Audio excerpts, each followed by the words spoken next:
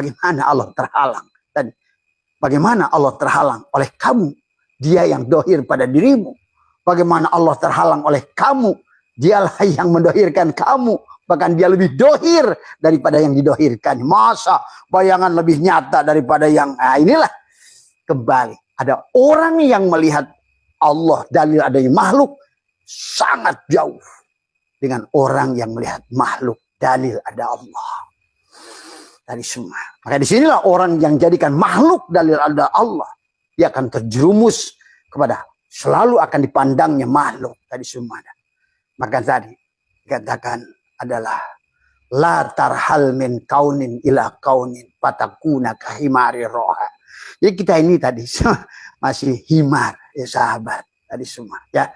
Jadi intinya Mas Ibrahim, Mas Iman yang Abah sebut 2 orang saja dari 11 orang, tapi pada dasarnya adalah tidak Allah menahan pemberiannya. Dia selalu akan yang terhalang diri kita tadi semua ya. Kalau ibaratkan tadi bohlam 5 watt terhalang oleh kapasitas dia. Karena kata PLN, wahai bohlam, bukan kamu berdoa.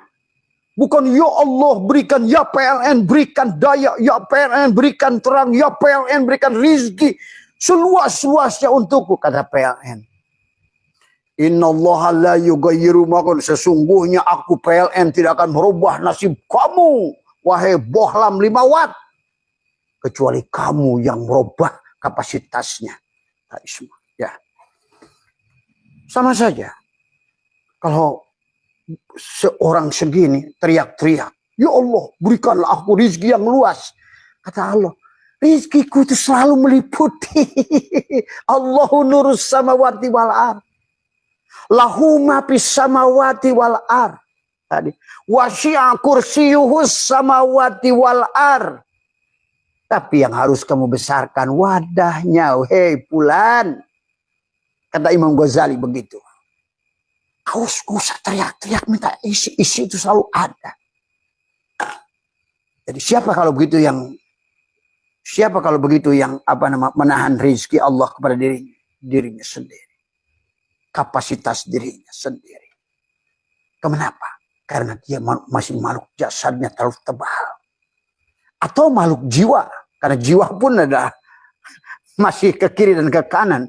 Tapi pada saat kamu sudah makhluk ruh. Nah disitulah sebetulnya semuanya datang padamu. Tapi kamu tinggal memilih mana yang kamu mau ambil atau mana yang kamu mau tolak. Itu saja. Padahal titik tertentu kalian akan ada di level itu. Bukan lagi mengharapkan apapun. Tapi kalian akan memilih mana boleh gua ambil. Mana yang tidak mau gua ambil. Semua sahabat. Ya, inilah dikatakan. Jadi Allah itu tidak terhalang oleh segala sesuatu. Ya, tetapi adalah kitalah yang terhalang oleh keberadaan diri kita. Ya, jadi ini ya Mas Aji, Mas Ibrahim, Mas Imam Arifin, Mas Umar, ya, Mas Andi, ya itu. Jadi tidak pernah Allah menghalangi diri. Sebagaimana PLN tidak akan pernah menghalangi setrum. Coba kamu kalau nggak percaya, nggak usah lapor PLN. Kamu ganti aja dari 5 watt ke 10 watt. Maka PLN otomatis ngasih 10 watt. Bray. Oh kurang. Kamu ganti lagi 25 watt. Bray. Waduh lebih terang. Tuh. Kalau begitu nggak usah teriak-teriak. Ya PLN. Ya Allah berikan aku rezeki yang luas. Berikan aku umur yang panjang. Berikan aku surga. Kata PLN, hei lampu 5 watt, kamu akan tetap ada dalam nerakamu. Selama kamu adalah kamu. Maka sekarang ayo lepaskan kapasitas dirimu, naiklah ke 10 watt. Nah kalau kita bagaimana? Kalau bohlam kan begitu. Nah bagaimana dengan jiwa? Jiwa cukup mempanahkan dirinya. Tawakal kamu itu berapa persen gitu loh. Kan tadi. Ya. Tawakal kamu 20%, maka dia ada untukmu 20%. Tawakal kamu 30%, dia ada padamu 30%. Tuh, begitu sahabat. Maka tawakal yang sempurna, wa may yattaqillaha yaj'al lahu makhraja. wa yarzuqu min haitsu, otomatis wa yarzuqu min haitsu la yahtasib. Kamulah Ar-Razzaq itu. Tuh. Coba. Disinilah rahasia besar antara kita dan dia. Kamu ada, dia tidak ada. Kamu wujud, dia ada. Kamu melihat, dia buta.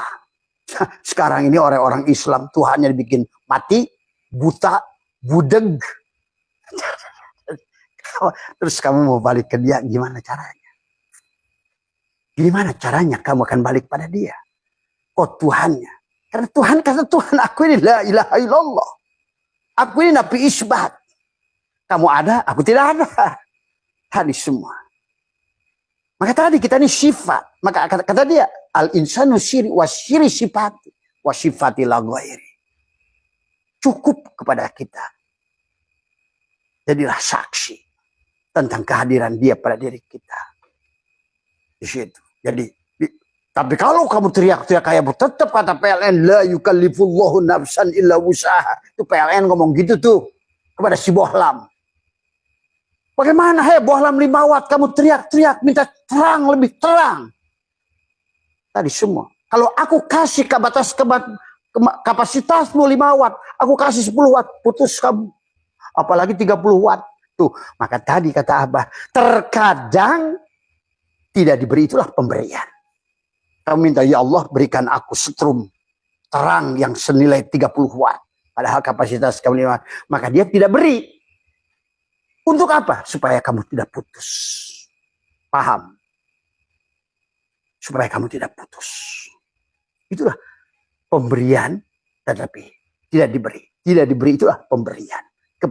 Kepada si Bohlam 5 watt ini. Karena kalau diberikan lebih sesuai dengan doanya, putus dia.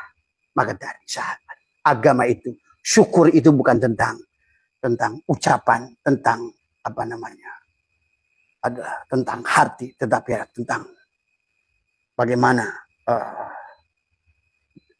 sadar kita ini semua, ya, perbuatan, ya, ucapan, perbuatan, dari semua, ya. Perbuatan itulah. Kalau agama tidak ada perbuatan, bukan agama, maka al-imanu tasdikun bil qalbi wa iqrarun bil lisan wa amalun bil arkan. Jadi syukur itu kalau sudah wa amalun bil arkan. Kalau alhamdulillah itu baru kamu ucapan. Itu ucapan tadi semua. Dan penegasan pada hati. Tapi kalau tidak ada perbuatan, itu adalah baru memuji. Tapi tidak syukur. Ingat itu. Alhamdulillah berbeda dengan syukur. Maka syukur adalah tadi. Maka itulah kenapa kata syukur. Itulah penghujungnya adalah syakaro. Tadi semua. Tadi ya. Jadi itu ya. Maka Mas Ibrahim, kalau kita tidak kenal pada hukum dia, maka dikatakan malam yukbil Allah bimulatafatil ihsani kida ilahi bisalasil imtihanin. Barang siapa tidak menghadap Allah dengan kehalusan kebaikan. Kalau si Bohlam itu tidak menyadari menghadapi PLN dengan kehalusan kebaikan. Padahal nggak usah teriak-teriak pada PLN. Kau naikkan saja kapasitas dirimu. Nah, kalau di Bohlam itu naikkan kapasitas dirimu. Tapi kalau dalam dirimu, nafikan keberadaan dirimu. Berapa persen kamu nafikan. Maka yang terbaik adalah tadi. Sesuai kehendak dia, nafi isbat. Kamu mati, aku yang ada, yang hidup. Kamu Adam, aku yang wujud. Kamu budak, maka aku yang mendengar. Itulah kata Allah. Innal abdi idha ahbabtuhu qataltu. Nah, kalau sudah begitu, kamu adalah aku adalah kamu. Itulah. La ilaha illallah Muhammad wujudullah. La ilaha illallah Muhammad nurhaqullah. La ilaha illallah Muhammad astagfirullah. Di penghujungnya kamulah yang berkata, la ilaha illallah kun salli ala Muhammad. Karena Muhammadlah segalanya ada. Segala yang ada akan ada yang Muhammad. Segala yang belum ada akan ada yang Muhammad. Tuh, pahami. Siapa Muhammad? Ya kamu. Diri kita ini. Semua. Ya. Pada saat sholat kita berdiri menulis ahad. Berdiri alif. Tadi semua. Dada adalah haknya. Udal adalah mimnya. Kaki adalah dalnya. Ahad. Pada saat kau sujud, maka ahad yang Muhammad. Kepalamu mimnya, dada kamu haknya, kaki kamu, udel kamu adalah mimnya, kaki kamu adalah dalnya. Tapi Ahad yang sudah berwujud Muhammad, yang sudah mengerti Kaf, Ha, Ya, Ain, Sod. Kaf, kalam Allah. Kumur-kumur dalam wudhumu sekarang hilangkan. Bukan kamu yang berkumur, tapi di situ kau sucikan. Ya Allah, tiada yang berkalam di mulut ini kecuali Engkau. Engkaulah Israfil itu. Engkaulah Musa kalamullah. Tuh, kau jadi Musa dengan mulut. Musa lah mulutmu itu. Isa lah hidupmu itu. Dialah Isa ruhullah. Maka itulah napas manusia yang terakhir, itulah kematian. Karena Isa ruhullah. Maka disitulah orang yang sudah hidup dalam mati, sudah mati dalam hidup, maka dia sudah mengerti hakikat Isa ruhullah. Maka kata Abah, serendah-rendahnya kamu tentang kematianmu akan dikasih tahu 40 hari, 7 hari, 3 hari, 1 hari, ya hari haknya. Maka tidak ada lagi yang menyedihkan kematian.